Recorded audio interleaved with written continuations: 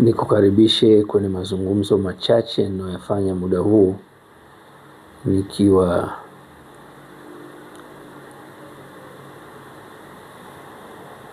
katika harakati zangu za shughuli zangu.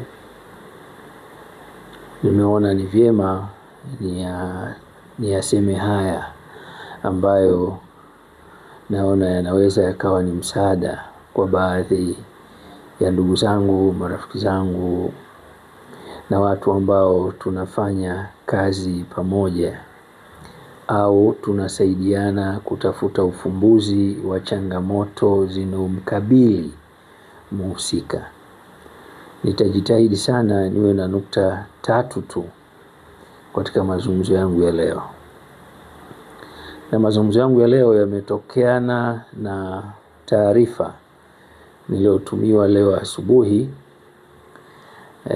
Nilimuuliza kati ya watu ninaozungumza nao, nilitaka anipe taarifa au hadithi au kisa au sababu inomfanya au ilomfanya agundulike kuwa yeye ni positive.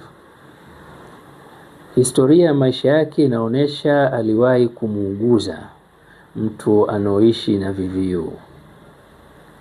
Lakini historia yake inaonesha aliwahi kuwa na ushirikiano wa mwanaume na mwanaume mwingine. Yaani alikuwa na mahusiano zaidi ya toka sehemu moja kwenda sehemu nyingine. Nikasema ni vyema nikipata nafasi maeneo haya ya Manyoni niweze kuzungumza mambo machache yanaweza yakawa ni msaada kwa baadhi ya watu.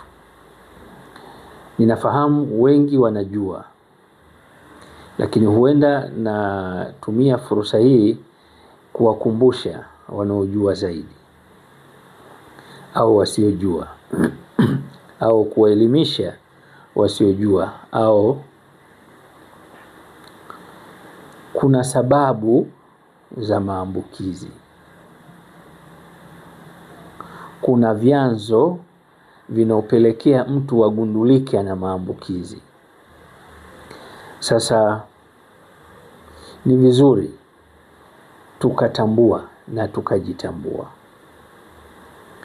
Kwa mfano, umekutana na mmoja, mkawa mnakwenda kwenye mahusiano au ushirikiano wa kimwili.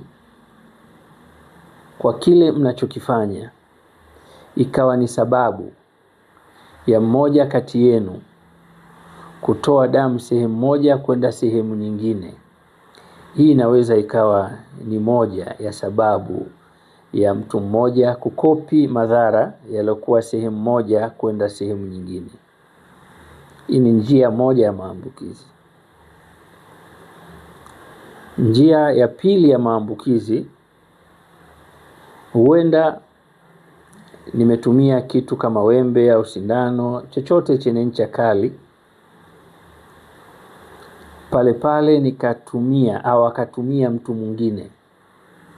Hiyo inaweza ikawa ni sababu ya kutoa hatua moja kupeleka hatua nyingine. Hiyo ni sababu ya pili ya maambukizi au kuambukiza, kutoa madhara sehemu fulani kuyapeleka sehemu fulani. Sizungumzii vyanzo, nazungumzia sababu zinazopelekea mtu huyu kugundulika ni positive.